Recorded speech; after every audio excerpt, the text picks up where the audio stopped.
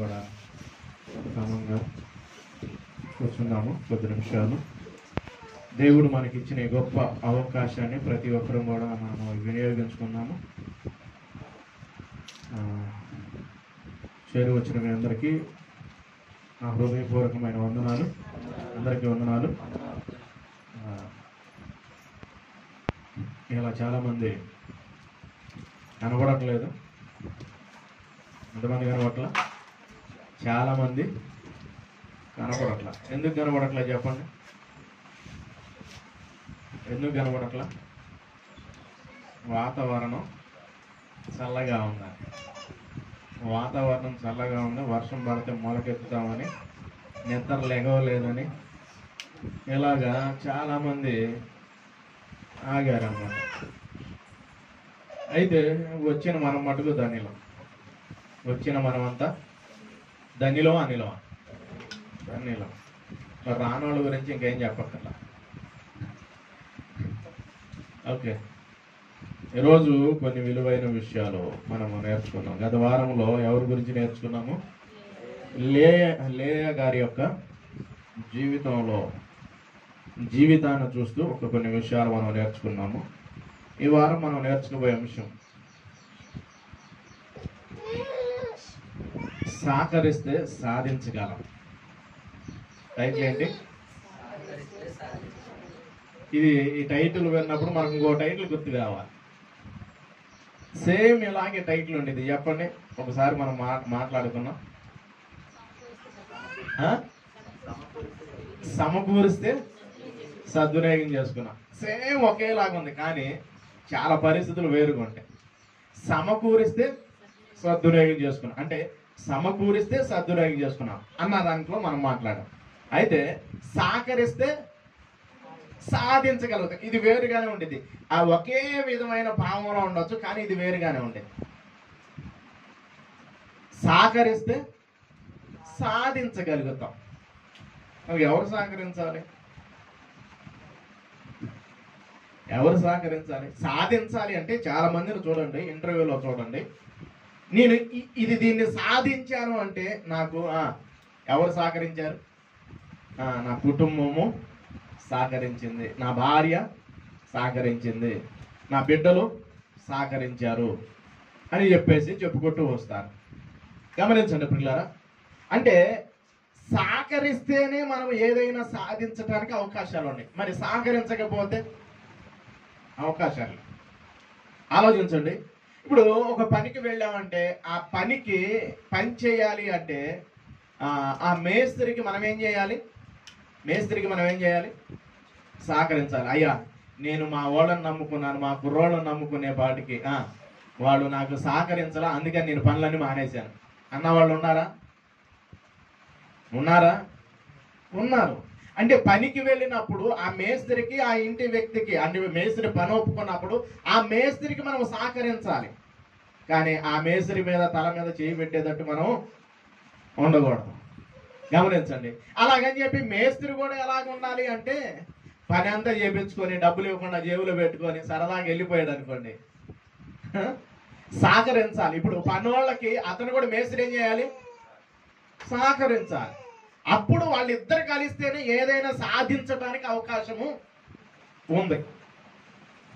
ఒక డబ్బును సంపాదించుకోవాలంటే ఇద్దరు సహకరించాలా? ఒకళ్ళ వాటికి సహకరిస్తే సరిపోయిందా? ఇద్దరు సహకరించాలి. అలాగే ఉద్యోగాల విషయాల్లో కూడా అంతే. ఒక్కళ్ళే పని చేసుకుంటూ వెళుతున్నారనుకోండి, ఏమనిపించింది? బాబు, ఈ పని మేము చెయ్యలేకపోతున్నా అంటారా? నాకు అసలు సహకరించట్లేదు వీళ్ళు అంటావా లేదా? అంటే వాళ్ళు కనుక కొంచెం సహకరిస్తే మనం ఏమైనా చేయడానికి అవకాశాలు ఉంటాయి.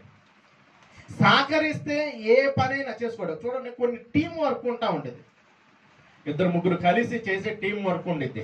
ఇప్పుడు ఒక దొంగను పట్టుకోవాలి అంటే, ఒక దాన్ని సాధించాలి అంటే, ఒక కేసును సాధించాలి అంటే, ఇప్పుడు ఒక్కడి వల్ల అయ్యిద్దంటే ఒక్కడి వల్ల కాదు. టీం వర్క్ చేయాల్సిన అవసరం ఉంది. గమనించండి. అంటే ఇద్దరు ముగ్గురు కలిసి చేస్తేనే ఏదైనా సాధించడానికి అవకాశాలు ఉంటాయి. ఇప్పుడు అలా కాకుండా నువ్వు అక్కడే చేసుకో అన్నా ఉంటే ఏమి చేయటానికి అవకాశాలు ఉండవు. రోజు నేను ముందుకు వెళుతున్నాను, ఇంకా ముందుకు వెళ్ళిపోతున్నాను. గమనించండి, ఇప్పుడు భక్తి జీవితంలో కూడా మనము ఒకరికొకరు మనం ఏం చేసుకోవాలి? ఒకరికొకరు మనం ఏం చేసుకోవాలి? సహకరించుకోవాలి. ఒక కుటుంబాన్ని మీకు ఈ దినాన మీకు పరిచయం చేస్తాను. మీకు తెలిసిన కుటుంబమే. ఏ కుటుంబం అంటే అది నోవా గారి కుటుంబం. ఏ కుటుంబం? మాకేం తెలియదు తెలియదు అనుకుంటున్నారండి నోవా కుటుంబం గురించి. మొత్తం మేము చెప్పేస్తాం అనుకోమాకండి. ఇలా ఆ కుటుంబంలో నుండే కొన్ని విలువైన విషయాలు మనం నేర్చుకుందాం. ఇప్పుడు నోవా గారి కాలానికి వచ్చేపాటికి పరిస్థితులన్నీ కూడా ఎలాగ మారిపోయినాయి అంటే భయంకరంగా మారిపోయినాయి. అప్పుడు దేవుడు నోవా గారితో కలిసి ఒక మాట చెప్పాడు. ఏమని మాట్లాడుతున్నాడు? మొత్తాన్ని లేపేయాలి అనుకున్నాడు. మొత్తాన్ని లేపేయాలి అనుకునేపాటికి ఎవరు కనపడ్డాడు అక్కడ? ఎవరు కనపడ్డారు? నోవాకు అక్కడ కనపడ్డాడు. ఆయన ఒక్కడే కనపడ్డాడు అనమాట. ఎందుకంటే వాళ్ళ పరిస్థితి అంతా చాలా భయంకరంగా మారిపోయింది. మనుషులు మాట వినట్లా. దేవుడు అన్ని చేసినప్పుడు మంచిది మంచిది మంచిది మంచిది అన్నాడు. అయితే త్వరగానే మనుషులు ఏమైపోయాడంటే పాడైపోయారు. మాట వినటం మానేశారు. దేవునికి సహకరించటం మానేశారు. దేవుని మాటలో పెడచెవిని పెట్టేసేసారు. ఎవరి ఇష్టానుసారంగా వాళ్ళు బ్రతకటం మొదలు పెట్టేసేసారు. అలాంటి పరిస్థితుల్లో చూసినప్పుడు దేవునికి ఏం కలిగిందంటే బాధ కలిగింది. వీళ్ళని అనవసరంగా నేను చేశానని యెహోవా సంతాపము నొందెను. ఏం పెట్టాడు? మనుషులందరి గురించి ఏ సభ పెట్టాడు?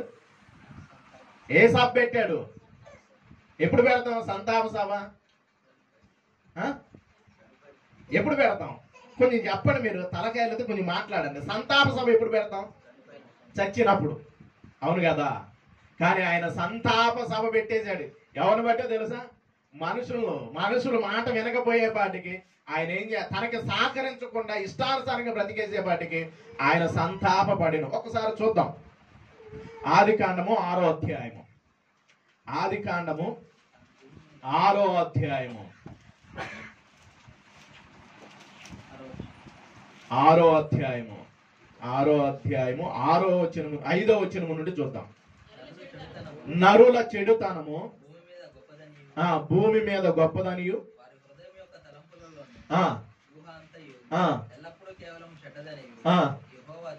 యెహోవా చూచి ఏం చూశాడంట? నరుల చెడుతనము భూమి మీద గొప్పదనియు వారి హృదయం యొక్క తలంపులలోని ఊహ అంతయు ఎల్లప్పుడు కేవలం చెడ్డదని యెహోవా చూచి తాను భూమి మీద నరులను చేసినందుకు యెహోవా సంతాపము నుండి తన హృదయములో నొచ్చుకొనెను. బాధ కలుగుతుంది. అంటే వాళ్ళు దేవునికి కనుక సహకరించినట్టయితే ఒకప్పుడు సహకరించేశారు. అయితే మాట వినలేదు. తర్వాత మాట వినకపోయేపాటికి వచ్చి పడింది, తెప్పలు వచ్చి పట్టి. గమనించండి, వీళ్ళందరి పరిస్థితి అంతా నరుల చెడుతనం ఇదంతా కూడా బాగా చెడ్డదిగా కనబడిపోయేపాటికి ఆయనకి హృదయంలో నొచ్చుకొని ఏం చేయాలనుకుంటున్నాడు అంటే మొత్తాన్ని లేపేయాలి అనుకున్నాడు. మొత్తాన్ని లేపేయాలి అనుకున్నప్పుడు ఎవరు కనపడ్డారంటే నోవా గారు కనపడ్డాడు. నోవా గారు కనపడేపాటికి పరిస్థితి అప్పుడు మాట్లాడుతున్న మాటను చూద్దాం. 8వ వచనం. అయితే నోవాహు యెహోవా దృష్టి యందు కృప పొందినవాడాయను. యెహోవా దృష్టి యందు కృప పొందినవాడాయను.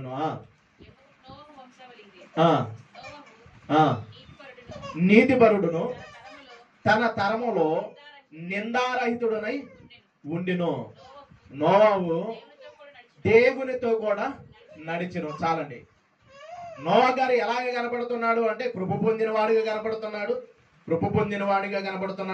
నిందారహితుడిగా ఉన్నాడు. దేవునితో నడిచిన వ్యక్తిగా కనపడుతున్నాడు. గమనించండి. అంటే ఇతని జీవితం ఎలాగుందంటే దేవునికి సహకరిస్తున్నాడు. ఎవరికి సహకరిస్తున్నాడు?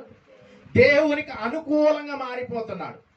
సహకరిస్తే ఏదైనా సాధించవచ్చు అంటే నోవా గారి జీవితాన్ని చూడవచ్చు. దేవుడికి సహకరిస్తూ ఉన్నాడు. ఈ సహకరించటం వల్ల ఆయన ఎలాంటి వాటిని సాధించాడో తెలుసా? ఏం చేశాడు? ఇప్పుడు దేవుడికి ఒక పక్క బాధ కలుగుతుంది. ఏం బాధో తెలుసా? మనుషులు సహకరించట్లేదు, మనుషులు దేవుని మాట వినట్లేదు, చెడిపోతూ ఉన్నారు, భయంకరమైన పరిస్థితుల్లోకి వెళ్ళిపోతున్నారు. అలాంటి పరిస్థితుల్లో నోవా గారు కనపడ్డాడు దేవుని దృష్టిలో. అంతమంది జనాభా ఉన్నప్పుడు నోవా గారు ఒక్కడే కనపడ్డాడని ఆయన ఒక్కడే బ్రతుకుతున్నాడు నీతిగా. ఆయన ఒక్కడే బ్రతుకుతున్నాడు, నీతిమంతుడుగా కనపడుతూ ఉన్నాడు. ఆయన నీతిపరుడుగా కనపడుతున్నాడు. తన తరము వారిలో కృప పొందిన వాడిగా కనపడుతున్నాడు. గమనించండి పిల్లలు, ఇంత పరిస్థితి కనపడుతూ ఉంది. ఎవరిని బట్టి అంటే నోవా గారు ఎలాగ ఉన్నాడు అంటే దేవుని దృష్టికి ఈ విధంగా కనపడుతూ ఉన్నాడు. ఆలోచించండి. ఇప్పుడు ఈ నోవా గారిని ఏం చేయాలనుకుంటున్నాడు? రక్షించాలి అనుకుంటున్నాడు. నోవా గారిని ఏం చేయాలనుకుంటున్నాడు? అందరినీ లేపేయాలని అనుకున్నాడా లేదా అంటే అనుకున్నాడు ఆయన. చూడండి, మనము 7వ వచనాన్ని చూడగలిగితే ఆయన హృదయంలో నొచ్చుకొని ఏం చేస్తున్నాడు? అప్పుడు యెహోవా, నేను సృజించిన నరులతో కూడా జంతువులను భూమి మీద నుండకుండా తుడిచివేదును. ఏలయనగా అందరిని ఏం చేయాలనుకుంటున్నాడు? తుడిచివేయాలనుకున్న పరిస్థితుల్లో నోవా గారు కనపడ్డాడు. నోవా గారు కనపడినప్పుడు నోవా గారితో ఆయన మటుకు నీతిమంతుడు నశించుకోవడం ఆయనకి ఇష్టము ఉందా? లేదు. ఇప్పుడు అందుకని ఏం చేస్తూ ఉన్నాడు అంటే గమనించండి. అందుకని ఏం చేస్తున్నాడు అంటే నోవా గారితో ఒక మాట చెబుతున్నాడు. ఏంటి అంటే, నువ్వు ఒక ఓడను నిర్మించు, వీళ్ళతో పాటు నువ్వు నశించిపోవటం నాకు ఇష్టము లేదు. చూడండి, ఒక మాటను కనుక మనం చూడగలిగితే 12వ వచనాన్ని చూడగలిగితే 12వ వచనం, అది చెడిపోయిండును, తమ మార్గమును చెరిపి వేసుకున్నా. అంటే నడవాల్సిన తిన్నన మార్గాన్ని ఏం చేసుకుంటున్నారు తెలుసా? మనుషులు తిన్నన మార్గాన్ని ఏం చేసుకుంటున్నారు? అరే, కొంతమంది అంటారు, నీ చేతులతో నీ కాపరాన్ని ఏమంటారు? నువ్వే కూల్చి చేసుకుంటున్నావు. నీ చేతులతో నీ జీవితాన్ని నువ్వే పాడు చేసుకున్నావు. వాడు చూడండి, వాడి చేతులతో వాడి జీవితాన్ని ఏమంటారు? పాడు చేసుకున్నారు అంటారు కదా. అంటారా లేదా? విన్నారా ఈ మాటలు? నీ మాట్లాడే అర్థమవుతున్నాయా? తలలు పైకి ఎత్తండి, నా వైపు చూడండి. విన్నారా ఈ పదాలు? విన్నారా? వాడి చేతులారా వాడి జీవితాన్ని పాడు చేసుకున్నారండి. గమనించండి, మనుషుల పరిస్థితి ఎలాగ మారిపోతుందో గమనించండి. ఏ విధంగా మారిపోతుందంటే, దేవుడు భూలోకంలో చూచినప్పుడు అది చెడిపోయినను భూమి మీద ఉన్న సమస్త శరీరం తమ మార్గమును ఏం చేసుకుంటున్నారు? తమ మార్గమును అంటే నడవలసిన మార్గాన్ని తమ చేతులతో వాళ్ళు ఏం చేసుకుంటున్నారు? చెరిపి వేసుకుంటున్నారు. తమ చేతులతో వారు చెరిపి వేసుకుంటుండ్రి. దేవుడు నోవాకుతో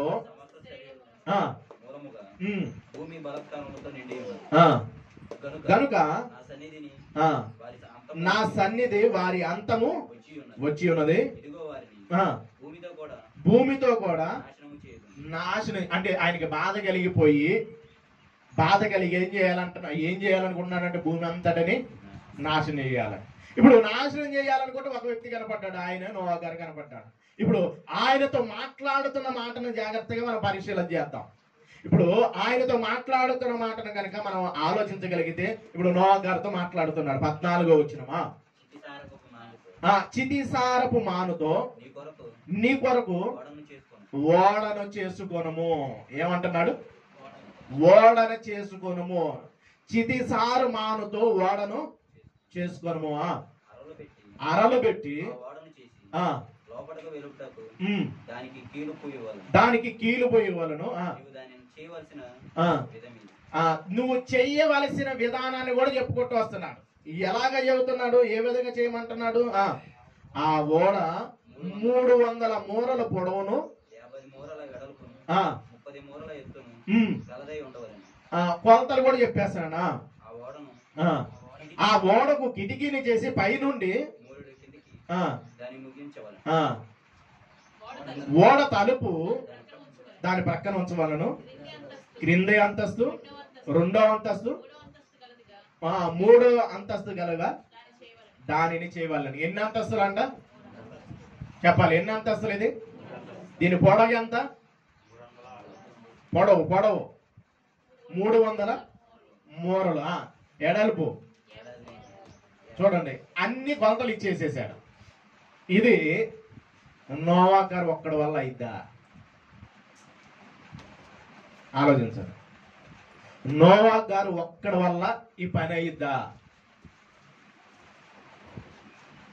ఎవరికి చెబుతున్నారు ఈ పని? నోవా గారు చెబుతున్నాడు. నోవా గారికి చెబుతున్నాడు. 3 అంతస్తులు అని చెబుతున్నాడు. ఒక్క అంతస్తు కాదు, 3 అంతస్తులు పెట్టాలి. దేనికి? ఓడకి 3 అంతస్తులు కట్టాలి. ఒక్కడి వల్ల అయ్యిందిదా అంటే ఆయన ఒక్కడి వల్ల చాలా. మరి ఎవరు సహకరించారు? ఇప్పుడు ఒక గొప్ప నిర్మాణం చేయబట్టాడు ఆయన. ఆ నిర్మాణం చేయబట్టినప్పుడు ఎవరు సహకరించారు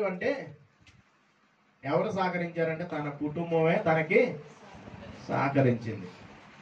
గమనించండి. ఒక గొప్ప పనిని పూనుకుంటూ ఉన్నాడు. ఒక గొప్ప పని చేయాలనుకుంటున్నాడు. ఎందుకంటే లేపేస్తానని దేవుడు చెప్పేశాడు. ఏం చేస్తానన్నాడు?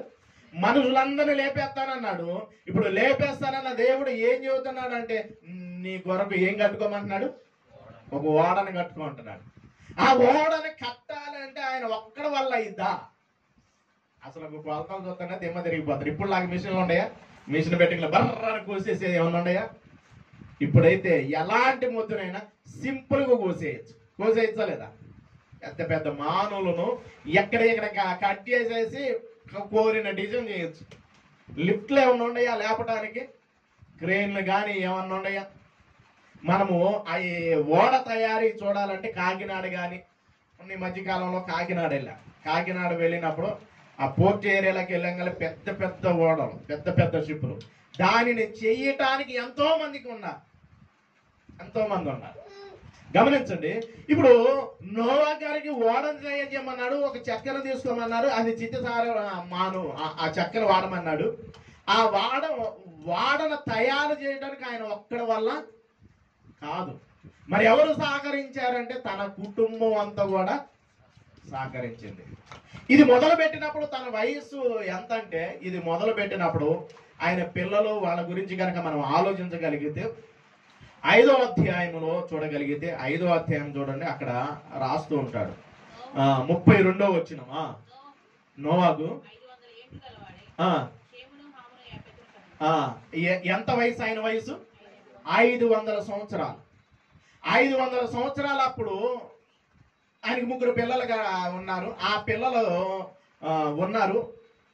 ఉండి ఈయన ఏం చేస్తున్నాడంటే దేవుడు మాట్లాడిన తర్వాత ఏం చేస్తూ ఉన్నాడు అంటే ఇంకా ఓడను నిర్మించాలి అని చెప్పేసి ముందుకు వెళ్ళినప్పుడు ఆ కుటుంబం అంతా కూడా సహకరించడం మొదలుపెట్టింది. కుటుంబం అంతా కూడా సహకరించడం మొదలుపెట్టింది. ఆయన ఎలా సాధించాడంటే కుటుంబం సహకరించింది. రోజు కుటుంబాలు సహకరిస్తున్నాయా? కుటుంబం ఏమన్నా సాధించాలి అంటే నా కుటుంబమే పెద్ద అడ్డుబండగా ఉందండి. నా కుటుంబమే నాకు సహకరించట్లేదండి. గమనించండి. అంటే కుటుంబం మనకి సహకారంగా ఉంటే ఏదైనా సాధించగలగచ్చు. ఈరోజు కుటుంబాల్లోనే సహకారం, ఒకరికొకరు సహకారం ఉంటుందా? ఒకళ్ళొకళ్ళు సహకరించుకొని ముందుకు అడుగులు వేయగలుగుతున్నారా అంటే కుటుంబాల్లో సహకారం ఉండట్లేదు. భార్య సహకరిస్తే భర్త సహకరించడు, భర్త సహకరిస్తే భార్య సహకరించడు. వాళ్ళిద్దరు ఏక హృదయంతో ముందుకు ఒకవేళ అడుగు వేస్తుంటే పిల్లలు సహకరించరు. కానీ పిల్లరా, ఆనాడు నోవా గారి ఆయన గారి గురించి కనుక ఆలోచించగలిగితే ఆయన పరిస్థితి ఎలా ఉందో తెలుసా? ఆయన 500 సంవత్సరాలప్పుడు, సుమారుగా 500 సంవత్సరాలప్పుడు దేవుడు చెప్పిన పనికి విధేయుడై ముందుకు అడుగులు వేసినప్పుడు తన కుటుంబం చక్కగా సహకరించింది. మిగతా వాళ్ళందరూ కూడా హేళన చేస్తూ ఉంటారు. ఖచ్చితంగా వీడికి పని పాట లేదు అని చెప్పేసి ఎన్నో మాటలు మాట్లాడుతూ ఉంటారు. అయితే ఆయన చెప్పిన విధంగా దేవుడు నోవా గారికి ఏదైతే చెప్పాడో ఆ పని కొరకు తన కుటుంబం మొత్తం కూడా సహకరించింది. కుటుంబం అంతా కూడా సహకరించింది కాబట్టి ఆయన సాధించడానికి అవకాశం ఉంది. ఆలోచించండి. అంటే సహకరించే వారిగా ఉంటే మనం ఏదైనా సాధించడానికి అవకాశాలు ఉంటాయి. ఇప్పుడు సహకరించకపోతే మనం ఏమీ సాధించలేము. మనం ఏమైనా సాధించాలంటే సహకరణ ఉండాలి కుటుంబంలో. నువ్వేం చేయగలుగుతావులయ్యా, నీకు దేవుడు భలే చెప్పాడులే, ఓరక దేవుడు దేవుడు దేవుడు అని తిరుగుతా వెళ్తా ఉంటావు అన్నారనుకోండి, ఇంకేమైనా చేయాలనిపించింది భక్తి?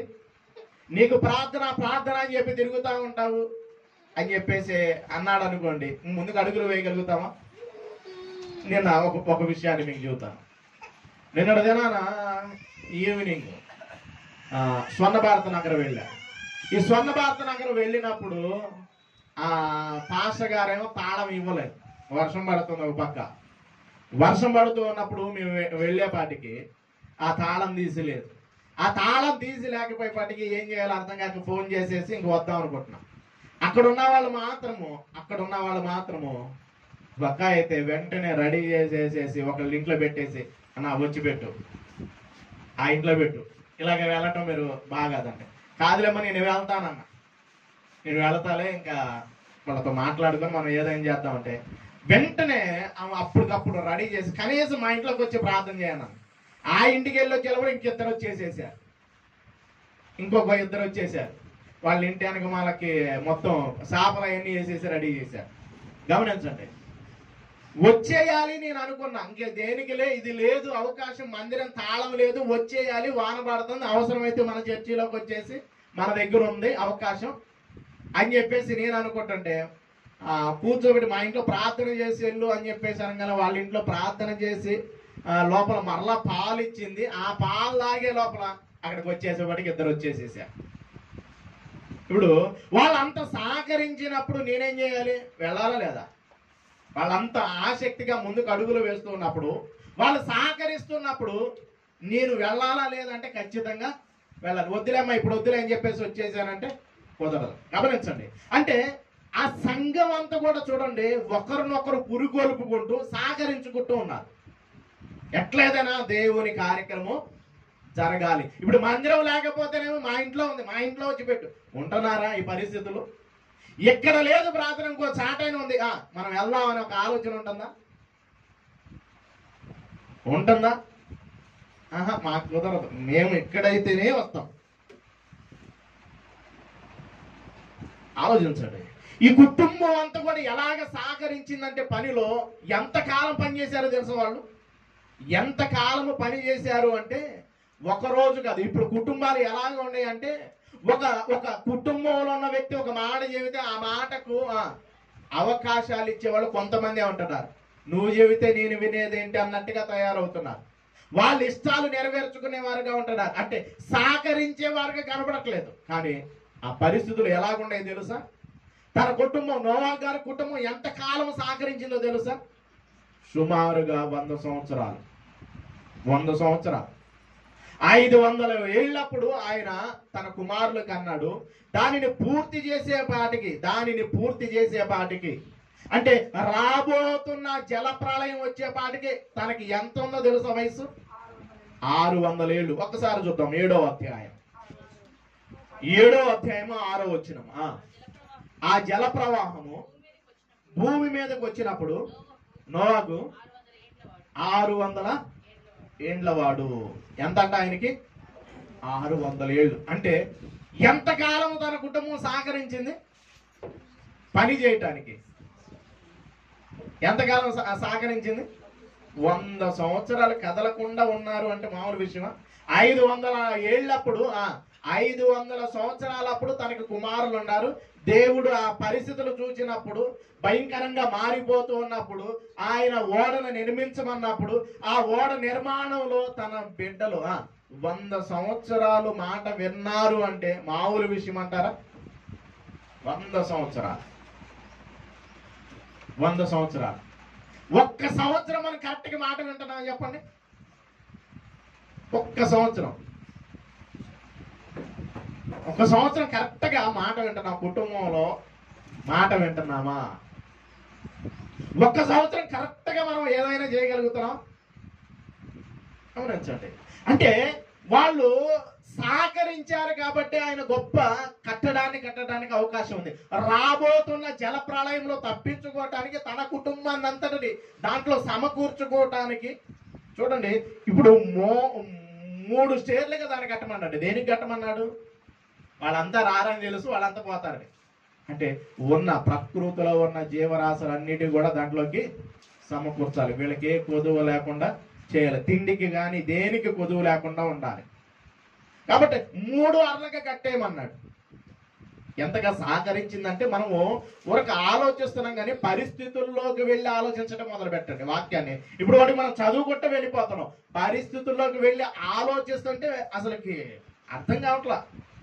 ఎంత ఆశ్చర్యంగా ఉంటుందంటే ఈరోజు నిజంగా భార్య భర్తలు కూడా నిజంగా సహకరించే వారుగా ఉంటున్నారంటే సహకరణ నిజమైన సహకారము ఉండట్లేదు. ఉంటుందా? బాగా ఒక విషయాన్ని మీకు చెబుతాను. ఎవరు సహకరణ? ఏబు గారి జీవితంలో ఒకప్పుడు భార్య భర్తలు వాళ్ళు ఎలాగున్నారు చెప్పండి? బాగున్నారా లేదా? మీకు తెలిసినే, నేను కొత్త విషయాలు ఏం చెప్పట్లా. బాగున్నారా లేదా? అయితే ఆరోగ్య పరిస్థితి బాగా పోయేపాటికి, అన్ని సమస్యలు ఎదురయ్యేపాటికి ఏమంది? సహకరించిన భార్య ఏమంది? సహకరించిన భార్య ఏమంది? ఒకప్పుడు అన్ని విషయాలు బాగున్నప్పుడు సహకరించింది. ఇప్పుడు రోగం వచ్చేసి ఆస్తి అంతా పోయేపాటికి, పిల్లలందరూ కూడా చచ్చిపోయేపాటికి ఇప్పుడు ఏమంటుంది? ఇంకేమయ్యా దేవుడు, ఇంకా దేవుడు ఏమైనా దూషించి చచ్చిపో. చూడండి, అంటే సహకరించిన భార్య ఒక పరిస్థితుల్లో ఏమైపోయిందంటే ఆయన్ను తృణీకరిస్తూ ఉంది. యాకోబు గారి పిల్లలు సహకరించారా? అన్ని విషయాల్లో సహకరించారా అంటే అన్ని ఒకే కోణంలో ఆలోచించమనకు. కొన్ని కోణాలు ఉంటాయి. ఎప్పుడు కూడా మనకు నచ్చిన కోణంలోనే ఆలోచించకూడదు. సహకరించారా అంటే వారు కూడా ఎదురు తిరిగిన వాళ్ళుగా ఉన్నారు. ఆయన అన్నిటినీ కలిపేసుకుంటుంటే చూడండి, సహకరించవలసిన కుమారులు ఏం చేశారు? వెళ్ళిపోయి వేసేసారు. ఆలోచించండి. ఇట్లా వాళ్ళు ఒకటి మనం సాధించాలి అంటే ఖచ్చితంగా సాధించాలంటే సహకారం ఖచ్చితంగా ఉండాలి. సాధించాలి అంటే సహకారం ఉండాలి. ఈరోజు నోవా గారు అంత ఓడను ఎలాగ కట్టాడు అంటే తన కుటుంబం సహకరించింది. ఎంతకాలం సహకరించింది అంటే సుమారుగా 100 సంవత్సరాలు సహకరించింది. అన్న నీకేమైనా పిచ్చి పట్టిందంటే ఇంతకాలం చేస్తాను అన్నారా? రోజు ఒక సంవత్సరం అయిపోయింది అనుకో, 2వ సంవత్సరానికి ఏమొచ్చేసింది? కలిసి ఉంటున్నారా? చెప్పండి. కలిసి ఉండే ఇది ఉంటుందా? ఏమీ ఉండట్లా. 1 సంవత్సరం, 2 సంవత్సరాలు, 3 సంవత్సరాలు అయ్యేపాటికి పద. కలిసి ఉంటే చెప్పండి. కలిసి ఉంటే గట్టిగా చెప్పండి, మీకు తెలుసులే. కలిసి ఉంటే కాదు. ఇప్పుడు దుష్టుడు ఆలోచన విడిపోయి ఉంటే నాకు సుఖం కాదు. కలిసి కట్టుగా పని చేయనిట్లా ఇప్పుడు దుష్టుడు. కలిసి పని చేస్తే ఏదైనా సాధించగలుగుతాం. అందుకనే కీర్తన గ్రంథంలో కూడా 133 అనుకుంటా, సహోదరులు ఐక్యత కలిగి ఉండట ఎంత మేలు, ఎంత మనోహరం. ఇప్పుడు వాడు ఏం చేస్తాడో తెలుసా? వాళ్ళ పద్దాకులు కలిసేదేంటి, మన పనులు మనకుండా పద. వాడు ఏం చేస్తాడంటే ముంతలు విడదీసి పరిపాలించడం వాడి ఉద్దేశం అన్నమాట. కుటుంబాలను కలిసి కట్టుగా పని చేయనీడు. కుటుంబం ఒకడు దేవుని కొరకు వెళుతుంటే దేవుని పరంగా సహకరించే విధంగా చేయడు. వాడు ఏం చేస్తాడంటే ఇప్పుడు దేవుడు లేదేం లేదు, పద ఈరోజు ఆగిపోదాం అలా, ఈరోజు వద్దులే. గమనించండి, నోవా గారి జీవితంలో తన కుటుంబం అంతా కూడా సహకరించింది తన పని కొరకు. దేవుడికి నోవా గారు సహకరించాడు. దేవునికి నోవా గారు సహకరించాడు. నోవా గారికి తన కుటుంబం అంతా కూడా సహకరించింది. తన కుటుంబం అంతా కూడా సహకరించింది కాబట్టి అంత గొప్ప నిర్మాణాన్ని పూర్తి చేయగలిగారు. ఎందుకంటే ఒక గొప్ప ప్రళయం రాబోతుంది. మొత్తం పోతున్నారు, నాశనం అయిపోతున్నారు. దాని నుండి తప్పించుకోవాలంటే ఖచ్చితంగా ఓడ నిర్మాణము జరగాలి అంటేనే ఆయన ఒక్కడ వల్ల కాదు. ఇప్పుడు ఏం చేయాలంటే కలిసి కట్టుగా పని చేయాలి. ఐక్యతతో ముందుకు అడుగులు వేయాలి. కాదు నేను ఒక్కడే చేస్తానంటే కుదరదు. నేను ఒక్కడనే చేయగలుగుతానంటే వల్ల కాదు. వల్ల అయితే ఒక్కడే నోవా గారు ఒక్కడి వల్ల అయితే కాదు. నేను ఒక్కడనే చేయగలుగుతానంటే కుదరదు. కలిసి కట్టుగా ముందుకు వెళ్ళాలి అంటే నోవా గారి యొక్క మాట కుటుంబం అంతా కూడా ఏం చేసింది? వినింది. కుటుంబం మొత్తం నోవా గారి మాట వినింది. నోవా గారు దేవుని మాట విన్నాడు కాబట్టి ఆ నిర్మాణము పూర్తి అయింది. చూడండి ఆయన జీవితం. ఆయనకి ఏమైనా తెలుసా ఇలాగా వస్తుంది, ప్రళయం వస్తుంది ఏమైనా తెలుసా అంటే దేవుని మాటకు విధేయుడయ్యాడు ఆయన. అందుకని మాట్లాడతాడు హెబ్రీయులకు రాసిన పత్రికలో కూడా. చూడండి హెబ్రీయులకు రాసిన పత్రికలో కూడా ఆయన గురించి రాయబడుతున్న మాట ఏంటంటే 11వ అధ్యాయం. హెబ్రీయులకు రాసిన పత్రిక 11వ అధ్యాయము 7వ వచనం. విశ్వాసమును బట్టి నోవాకు అది వరకు చూడని సంగతులను గురించి దేవుని చేత హెచ్చరింపబడి భయభక్తులు గలవాడై తన ఇంటి వారి రక్షణ కొరకు ఓడను సిద్ధము చేశాడు. తన ఇంటి వారు అంటే తన కుటుంబం రక్షింపబడాలి. తన కుటుంబం ఓడలోనికి ప్రవేశించాలి. అయితే అతను చూడని సంగతులు విశ్వాసమును బట్టి దేవుడు చెప్పాడు కాబట్టి రాబోతుంది జలప్రళయము. ఆ జలప్రళయం రాబోతున్న కాలానికి అన్ని కూడా సిద్ధపరచుకోవాలి. గమనించండి ఎంతగా సహకరించారు అంటే వాళ్ళు అంతా ఇంత కాదు, చాలా సహకరించారు కాబట్టి ఒక గొప్ప నిర్మాణాన్ని పూర్తి చేశారు. సాధించగలిగారు వాళ్ళు. లేదు అంటే పరిస్థితి ఏంటి చెప్పండి? అది కట్టలేదనుకోండి పరిస్థితి ఏమైపోయేది? వాళ్ళు కూడా నశించిపోయారు. ఈ పరిస్థితుల గురించి మనం ఆలోచిస్తూ ఉన్నప్పుడు మరి మన జీవితంలో కూడా ఇప్పుడు మనము సహకరిస్తున్నామా? నోవా గారు దేవునికి సహకరిస్తూ ఉన్నాడు. ఇప్పుడు నోవాకు కుటుంబం అంతా కూడా నోవా గారికి సహకరించింది కాబట్టి ఓడ నిర్మాణము జరిగింది. గమనించండి ఇప్పుడు ఒకప్పుడు సంఘము ద్వారా అనేకమైన కార్యక్రమాలు చేసాము లేదా? ఏంటి తలకాయలు ఓపెన్ మాట్లాడండి. సంఘము ద్వారా ఒకప్పుడు సంఘము ఎలాగుండేది చెప్పండి? అన్ని విషయాలు సహకరించేదే లేదా? చిన్న ప్రార్థన అనే వాటికి అందరు ఉండేవాళ్ళ కాదా? అందరు వచ్చేవాళ్ళ కాదా? అందరు పనిచేసేవాళ్ళే కాదా? ఇప్పుడు అందరికి ఏం కలిగింది? చిన్న మంది అయినా సరే ఈ సంఘం ద్వారా ఇంత కార్యక్రమాలు జరిగినాయా? ఈ సంఘం ద్వారా ఇన్ని కార్యక్రమాలు, ఇంత చిన్న సంఘం ద్వారా అంత కార్యక్రమాలు ఎలా చేసావా అంటే అప్పుడు నేనేం చెప్పేవాడిని చెప్పండి? నేను ఏమన్నా కార్యక్రమం చేయగానే ఏం చెప్పేవాడిని? తలకాయలు పైకి ఎత్తండి. ఏం చెప్పేవాడిని? ఎలా చేయగలుగుతున్నావా ఇన్ని కార్యక్రమాలు అంటే ఏం చెప్పేవాడిని? నా సంఘం అండి. ఎంత సంఘం అనుకుని ఆశ్చర్యపోయారా లేదా చాలా మంది? ఎంత సంఘం మామూలుగా కాదండి అనుకున్నాను. ఆశ్చర్యపోయే విధంగా ఇవన్నీ నేను చేయడానికి కారణం ఏంటి? ఇంత గొప్ప మీటింగులు కానీ ఈ కార్యక్రమాలన్నీ చేయడానికి కారణం ఏంటంటే నా సంఘము అంటే సంఘం అంతా కూడా సహకరిస్తూ ఉండేది. ఆ సంఘం సహకరిస్తున్నప్పుడు నేను ఎక్కడికైనా వెళ్ళిపోయేవాడిని. ఇప్పుడు అడుగుతూ ఉన్నారు, కొంతమంది అడుగుతారు, ఏందయ్యా నీ సంఘం అంటే ఏంటి, ఏమైనా చేయట్లేదంటే ఇప్పుడు ఎవరు లేరు, ఎవరు లేరు. ఇప్పుడు ఏమైనా సాధించాలి అంటే నోవహ్ గారు సాధించడానికి, నోవహ్ గారు ఆ ఓడను సాధించడానికి, ఆ నిర్మాణం పూర్తి చేయడానికి ఎవరు సహకరించారు? ఎవరు సహకరించారు? కుటుంబం అంతా. ఇప్పుడు ఏదైనా నీ కుటుంబం ఎక్కడ ఉందండి?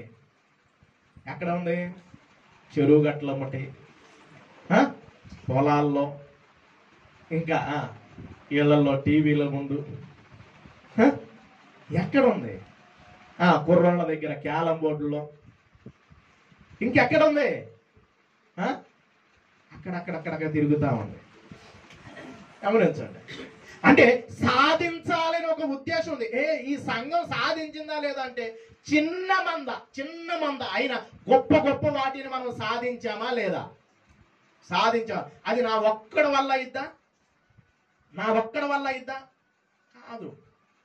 మరి ఏం చేయాలి? ఆ సంఘం అంతా కూడా సహకరిస్తేనే ఏదైనా చేయగలం. గమనించండి.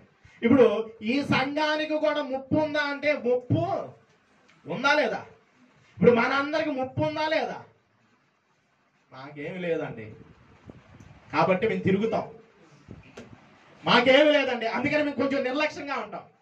మాకేమీ లేదండి, మా ఇష్టానుసారంగా మేము బ్రతుకుతాం. కుదిరిద్దా?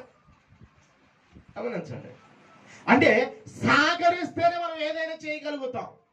సహకరించకపోతే ఎవరికి ఇష్టం వచ్చినట్టుగా వాళ్ళు బ్రతికితే చూడండి పరిస్థితులు ఎలాగ మారిపోతాయి అంటే భయంకరమైన పరిస్థితుల్లోకి వెళ్ళిపోతాం.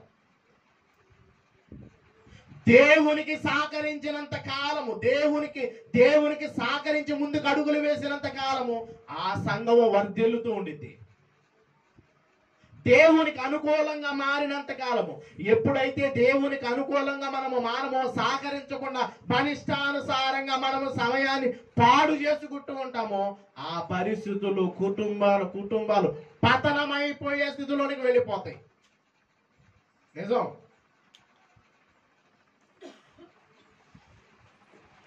ఆత్మీయ జీవితంలో దేవుడు ఇచ్చిన అవకాశాలని కాళ్ళదన్నుకొని వెళ్ళిపోతుంటే, సమయాన్ని వృధా చేసుకుంటూ ఉంటుంటే దేవుడు ఊరుకోవడం. ఇప్పుడు పరిస్థితి ఎంత భయంకరమైన పరిస్థితిలో ఉంది. ఆనాడు నోవహ్ గారితో మాట్లాడిన దేవుడు, నోవహ్ గారికి తెలియజేసిన దేవుడు ఈ రోజు కూడా దినాలు ఎలాగున్నాయో తెలుసా? రోజుల పరిస్థితులు ఎలాగున్నాయో తెలియజేస్తున్నాడో తెలుసా? ఏమని చెబుతున్నాడో తెలుసా? ఒకసారి చూద్దాం. మత్తయి గారు రాసిన సువార్త అనుకుంటా, చాలా సార్లు ఉంది ఈ మాట. ఒకసారి చూద్దాం. అయినప్పటికీ పరిస్థితులు ఎలాగ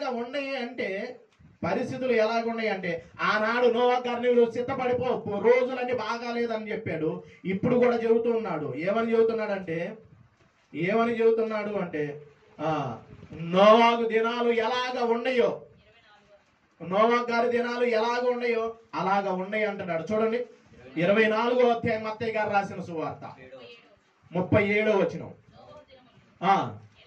నోవహు దినములు ఎలాగుండినో అలాగే ఉండును. నోవహు గారి దినాలు ఎలాగైతే ఉన్నాయో ఇప్పుడు దినాలు కూడా అలాగే ఉన్నాయి.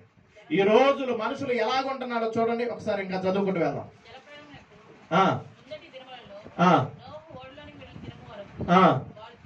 వాళ్ళు ఎలాగున్నారంట? తినుచు, త్రాగుచు, పెళ్లి చేసుకునుచు, జలప్రలయము వచ్చి వాళ్ళందరూ కూడా ఎలాగున్నారు? ఎరుగక పోయిరి. అలాగునే మనిషి కుమారుని రాకడ ఉండును. మనిషి కుమారుడు రాకడ ఉండును. గమనించండి. పరిస్థితులు ఒక విషయాన్ని తెలియజేస్తున్నాడు. ఎవరిని చూపించి తెలియజేస్తున్నాడు తెలుసా? నోవహ్ గారిని చూపిస్తున్నాడు. నోవహ్ గారిని చూపిస్తూ తెలియజేస్తున్నాడు. నోవహు దినములు ఎలాగ ఉన్నాయో, నోవహు గారి దినములు ఎలాగ ఉన్నాయో మనిషి కుమారుడు రాకడ అలాగనే ఉండును. పరిస్థితులు ఎలాగైతే ఆ రోజులు ఉన్నాయో ఈ రోజులు కూడా అలాగే ఉన్నాయి. మనుషులందరి పరిస్థితి ఎలాగుంది? ఏ విధంగా ఉంది? జల ప్రళయమునకు ముందటి దినముల్లో నోవహు ఓడలోనికి వెళ్ళిన దినము వరకు వారు ఎలాగున్నారంట? తినుచు తాగుచు పెళ్లి చేసుకునుచు పెళ్లికి ఇచ్చుచు ఉండిరి. గమనించండి, ఒక గొప్ప ప్రళయం రాబోతుంది. ఆ ప్రళయం రాబోతున్న దినాల్లో ఏ విధంగా మనుషులు ఎలాగున్నారంటే తినటం, తాగటం, పెళ్లి చేసుకోవటం, పెళ్లికి ఇచ్చుకోవటం, ఇల్లు కట్టుకోవటం, గొప్పవారిగా ఉండాలని ఆలోచన కలిగి దేవునికి దూరం అయిపోయే పరిస్థితులు వస్తున్నాయి. దేవునికి దూరం అయిపోయే పరిస్థితులు వస్తున్నాయి. ఇప్పుడు కూడా ఆయన రాకడ, మనుషు కుమారుడు రాకడ గురించి చెప్పుకుంటూ వస్తున్నాడు. గమనించండి, ఎవరిని పరిచయం చేస్తూ ఉన్నాడంటే నోవా గారిని పరిచయం చేస్తున్నాడు. అప్పుడు కూడా ఎవ్వరు పట్టించుకోలేదు. నోవా గారు కష్టపడుతూ ఉన్నప్పుడు తన కుటుంబము మాత్రమే సహకరించింది. తన కుటుంబము మాత్రమే సహకరించింది. మిగతా వారందరూ కూడా సహకరించలేదు. మిగతా వారందరూ కూడా హేళన చేయటం మొదలు పెట్టారు. అయినప్పటికీ నోవా గారు ఏం చేశాడో తెలుసా? వాళ్ళకి ప్రకటిస్తూనే ఓడ నిర్మాణం చేశాడు. ప్రకటించాడా లేదంటే ఖచ్చితంగా ఆయన ప్రకటించాడు. చూడండి ఒకసారి పేతురు గారు రాసిన పత్రిక, పేతురు గారు రాసిన 2వ పత్రిక 2వ అధ్యాయము 5వ వచనం. ఇప్పుడు చెబుతున్నాడు, జల ప్రళయము రాబోతుంది అని ఆనాడు వాళ్ళకి ప్రకటించుకుంటూ వెళ్ళిపోయాడు. 2వ అధ్యాయం 5వ వచనం పేతురు గారు రాసిన. మరియు విడిచిపెట్టగా భక్తిహీనుల సమూహం మీదకి జల ప్రళయము రప్పించినప్పుడు నీతిని ప్రకటించిన నోవహును మరి 7గురును కాపాడిను.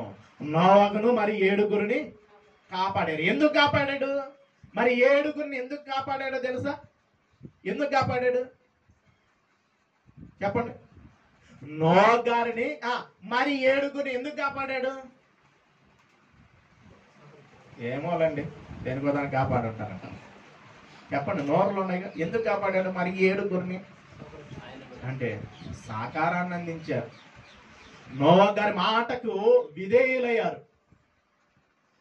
నీతిని ప్రకటిస్తూ ఉన్నప్పుడు, ఆయన దేవుని పని చేస్తూ ఉన్నప్పుడు, దేవుని మాటకి విధేయుడై దేవుని పని చేస్తూ ఉన్నప్పుడు వాళ్ళు సహకరించారు. ప్రకటిస్తూ ఉన్నప్పుడు వీళ్ళు సహకరించారు. మిగతా వారందరి పరిస్థితి ఎలాగైపోయిందో తెలుసా? ఎలాగైపోయింది? వీడికి పిచ్చి పట్టిందిరా, వీడికి పిచ్చి పట్టినట్టుంది, అందుకని ఇక్కడ ఓడను కడుతూ ఉన్నాడు అని చెప్పేసి ఎంతో మంది హేళన చేసుకుంటారు. ఆలోచించండి. అయితే నోవా గారు దేవుని మాటకు విధేయుడై ఆ కుటుంబం సహకరించింది కాబట్టి ఆ ఓడ నిర్మాణం జరిగింది. ఇప్పుడు కూడా పరిస్థితి ఎలాగుందో తెలుసా? ఈరోజు పరిస్థితులు ఎలాగుంటున్నాయో తెలుసా? ఇగో నోవా గారి దినాలు ఎలాగుండయో అలాగే ఉంటున్నాయి. ఆ విధంగానే ఉంటున్నాయి. మనుషులందరూ కూడా తినటం, తాగుతూ, ఇల్లు కట్టుకుంటూ, పెళ్లికిచ్చుచు, ఈ పరిస్థితుల్లో మనుషులందరూ కూడా బిజీ షెడ్యూల్లో వెళ్ళిపోతున్నారు. దేవుని పనికి సహకరించే వాళ్ళు ఎవరైనా కనపడుతున్నారంటే కనపడట్లేదు. సహకరించకపోతే మనం సాధించలేం. అందరం కలిసి ఈరోజు పరిస్థితులన్నీ కూడా భయంకరంగా మారిపోతున్నాయి. దేవుడు మనల్ని హెచ్చరిస్తున్నాడు. దేవుడు మనకు అవకాశాన్ని ఇస్తున్నాడు. కలిసి మనము పని చేయాలి. ఎలా పని చేయాలి? కలిసి పని చేయాలి. వాడు కలిసి పని చేస్తున్నాడంటే పుష్కలంగా కలిసి పని చేస్తున్నాడు. వాడు సమయాన్ని పోనెత్తనని అస్సలు సమయాన్ని పోనెత్తన్నాడు. సమయాన్ని పోనెత్తన్నాడా అంటే పోనిట్లా సద్వినియోగం చేసుకుంటున్నాడు సమయాన్ని. ఎంతగా సద్వినియోగం చేసుకుంటున్నాడో తెలుసాడు, ఎంతగా కష్టపడుతున్నాడో తెలుసాడు. ఎందుకంటే ఎవరిని కలవనీయకుండా, ఎవరిని కూడా సహకరించకుండా ఏ విధంగా ఉన్నాడో చూడండి ఒకసారి. ప్రకటన గ్రంథము అంటే వాడు ఎంతగా కష్టపడుతున్నాడంటే వాడు సాధించుకుంటున్నాడు అందరిని తన వైపు మళ్లించుకోవటానికి. చూడండి ప్రకటన గ్రంథము 12వ అధ్యాయం 12వ వచనాన్ని చూడండి. 12వ వచనం నుండి చూద్దాం.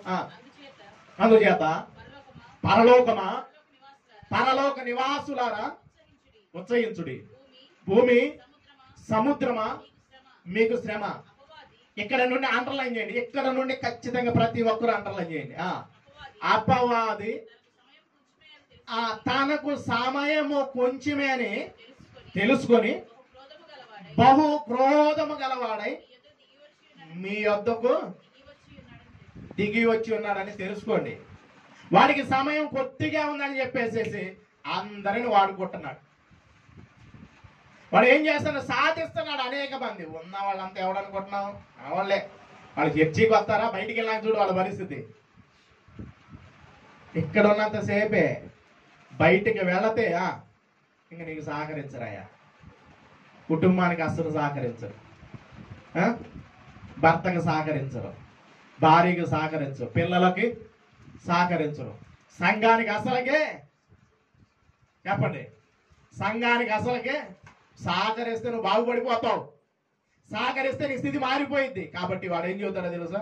సమయం వాడికి కొద్దిగా ఉందని చెప్పేసేసి వాడుకుంటున్నాడు.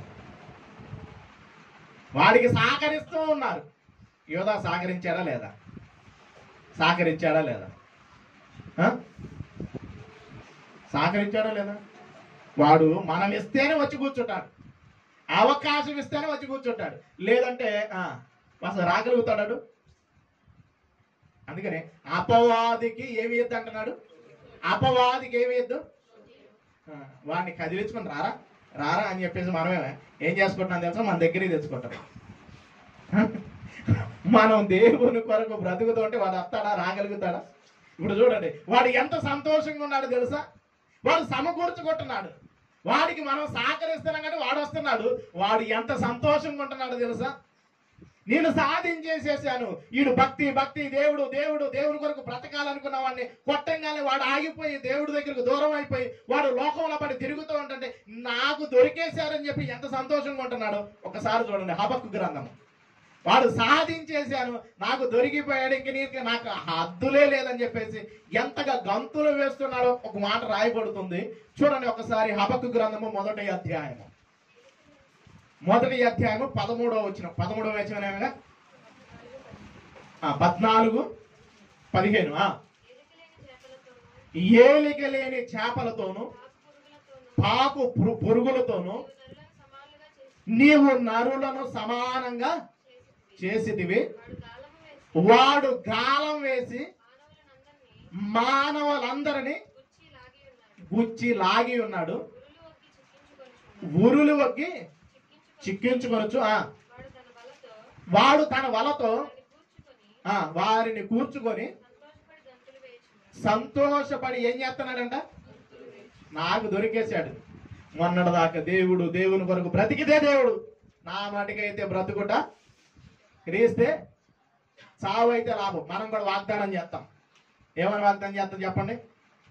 భారతదేశం నా మాతృభూమి భారత్, ఇది కాదు మనం చేసేది.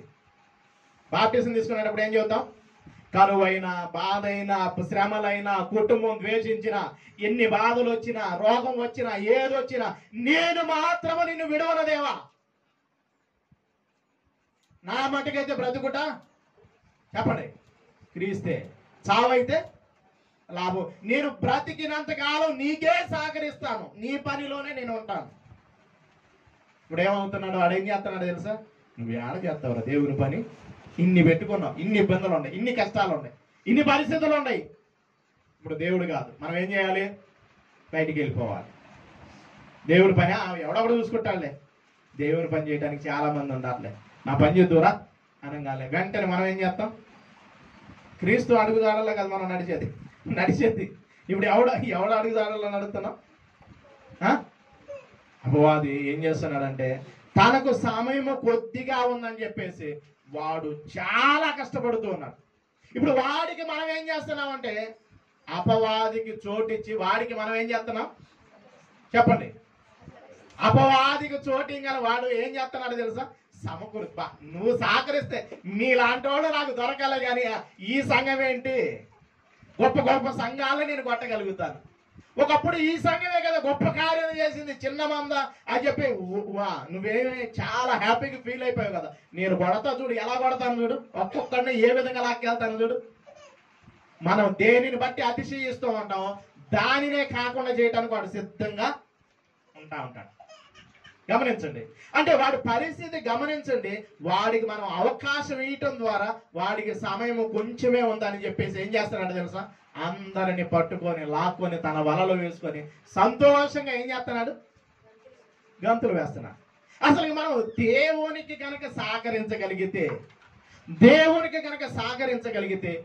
మనం ఏం చేయాలి అంటే నశించిపోతుంది. ఆనాడు నోవా గారు తన కుటుంబాన్ని రక్షించుకున్నాడు జల ప్రళయములో నుండి. ఈనాడు మనము కూడా నశించిపోతున్న వారిని రక్షించడానికి మన ఒత్తులు మనం ఏం చేయాలి? తలగాయలు పైకి ఎత్తండి నిద్రపోయేవాళ్ళు. గమనించండి, మనం ఏం చేయాలి? చేస్తున్నామా? సహకరిస్తున్నామా? మీ సహకారాన్ని పూర్ణమైన సహకారం ఉంటుందా?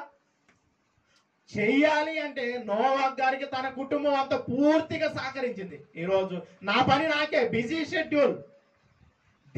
దేవుని కార్యక్రమాలు చెప్పేశాడు యేసుక్రీస్తు ప్రభువుడు.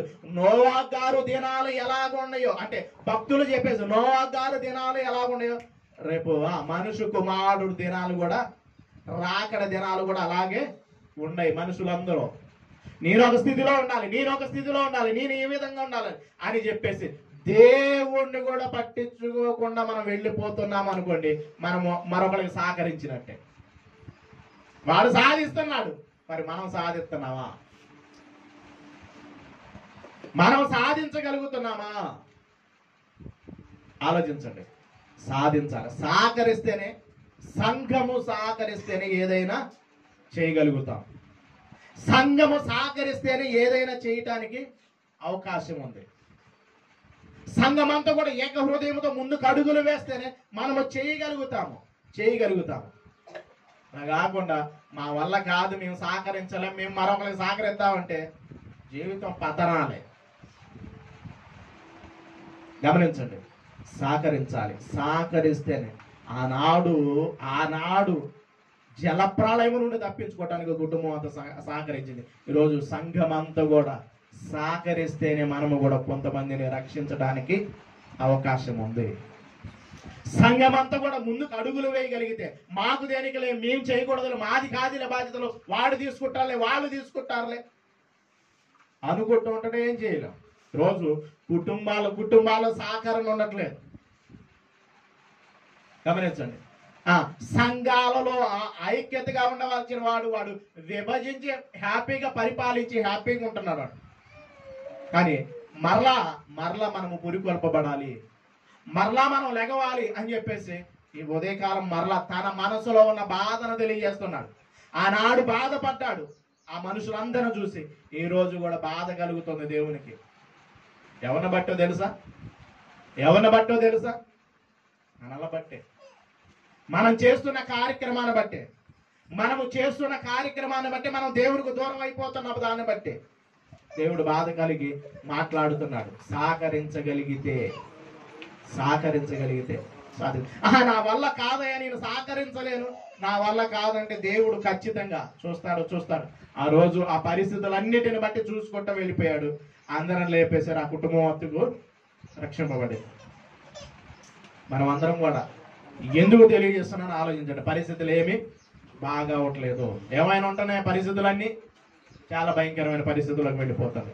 అయితే మరలా మనం పురికొల్పబడాలి, మనము సహకరించుకుంటూ ముందుకు అడుగులు వేయాలి. అందుకనే ఎఫెసీయులకు రాసిన పత్రికలో కూడా చూడండి, ఎఫెసీయులకు రాసిన పత్రికలో కూడా ఒక విషయాన్ని రాస్తూ ఉంటాడు. 4వ అధ్యాయం, ఎఫెసీయులకు రాసిన పత్రిక 4వ అధ్యాయము 1వ వచనం.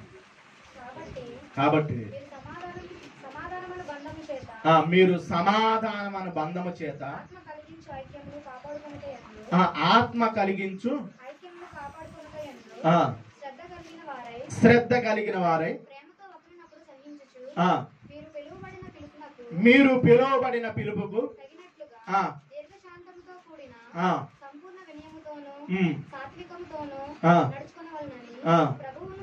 ప్రభువును బట్టి మిమ్మలను బతిమిలాడుకొనుచున్నాడు. చూడండి, పరిస్థితి ఏమైపోతుందంటే, అయ్యా బాబు రారా, మరలా నిలబడరా, బతిమిలాడుతూ ఉన్నాడంట పౌలు గారు. ఎవరిని? ఎఫెసీలో ఉన్న సంఘానికి లెటర్ రాస్తూ అప్పుడు కూడా వాళ్ళ పరిస్థితి అంతే. వాళ్ళ పరిస్థితి కూడా ఎలా, మన కళ్ళ ముందు ఎంతో మంది జీవితాలు ఉన్నాయి, బతిమిలాడుకుంటున్నారు. ఈరోజు బతిమిలాడుతుంటే అలుసైపోతుందా? అది అవకాశం ఉన్నంత వాటికి, అవకాశం ఉన్నంత వాటికి. రోజు బతిమిలాడుతూ ఉన్నప్పుడు అవకాశాన్ని వినియోగించుకోకపోతే ఏం లేదు. బతిమిలాడి ఒక రోజు బతిమిలాడటానికి అవకాశాలు ఉంటాయా? లేదు. కొంతకాలం వాటికి. ఆ తర్వాత ఇంట్లో వాళ్ళైనా బతిమిలాడతారు, తినరా అన్నం తినరా. తర్వాత వాళ్ళకి విసుగొచ్చింది అనుకో, పెట్టుకొని తినిపోరా అంటారు లేదా? ఆలోచించండి. దేవుడు కూడా అవకాశాన్ని ఇస్తున్నాడు. మనము సహకరిస్తే అనేకమైన వాటిని సాధించవచ్చు. సహకరిస్తేనే సాధించవచ్చు. నేను సహకరించనండి, నాకు దేనికండి, నేను ఒక్కనే చేస్తానంటే పోతావు. సంఘముతో సమాజముగా కూడుట ఏమంటున్నాడు? మానవద్దు. సంఘముగా ఐక్యతతో ఉండి ఏదైనా మనము సాధించవచ్చు. అందుకని మాట్లాడుతున్నా. కలిసి ఉంటే చెప్పండి, కలిసి ఉంటే కాలద సుఖం. నువ్వు కలిసి గనక లేకుండా నేను వేరైపోతాను అంటే క్రీస్తులో నుండి నువ్వు దూరం అయిపోతావు. దూరం అయిపోయావంటే కట్ చేస్తాడు. కట్ చేసామంటే ఎండిపోతాం. అంతే. కలిసి కట్టుగా మనము పని చేయాలి. వాడు కలిసి కట్టుగా హ్యాపీగా పని చేస్తాడు. సమయం కొంచెమే ఉందని కాబట్టి ఉదయకాలం నేను కూడా తెలియజేస్తుంది ఏంటంటే, ఒకప్పుడు మనం అందరం కలిసి కట్టుగా సహకరించాము కాబట్టి అనేకమైన కార్యక్రమాలు చేశాం. ఈరోజు పనుల్లో బిజీ అయిపోయి సహకరించకుండా ఉన్నాము అంటే మనం ఏమైనా చేయటానికి అవకాశాలు లేవు. ఆ రోజు నోవా గారికి కుటుంబం అంతా సహకరించింది కాబట్టి వస్తున్న జల ప్రళయంలో నుండి తప్పించుకున్నారు. ఇప్పుడు రాబోతుంది. ఈసారి జల ప్రళయం వస్తుందా? నీళ్ళు వస్తున్నాయా అంటే నీళ్లు రావు. ఈసారి మీకు వరకు ఏం భద్రం చేయబడింది? అక్కడ ఎంత కేకలేసినా ఏది చేసినా అవకాశాలే లేవు. ఇప్పుడే అవకాశం. కాబట్టి ఆయన రాకడ ఇదిగో రాబోతున్నాను అన్నాడు. వచ్చే లోపల దేవుడు మనకు అప్పగించిన పని అంతటిది దేవునికి మనం సమర్పించుకొని మనము సహకరించగలిగితే అనేకమైన కార్యక్రమాలు చేయొచ్చా లేదా? ఎంతో మంది నశించిపోతున్నారు. ఎన్నో ఆత్మలు నరకానికి వెళ్ళిపోతున్నాయి. కాబట్టి మనమందరం కూడా ఒకరినొకరు సహకరించుకుంటూ నశించిపోతున్న వారిని రక్షించడానికి ముందుకు అడుగులు వేద్దాం. అటు కృప దేవుడు మన సంఘానికి అనుగ్రహించునుగాక. ఎవరు మాట్లాడట్లా? దేవుడు అట్టి కృప మన సంఘానికి అనుగ్రహించునుగాక. దేవుడు మన అందరిని పురుగొల్పునుగాక. ప్రార్థన చేసుకుంటాం.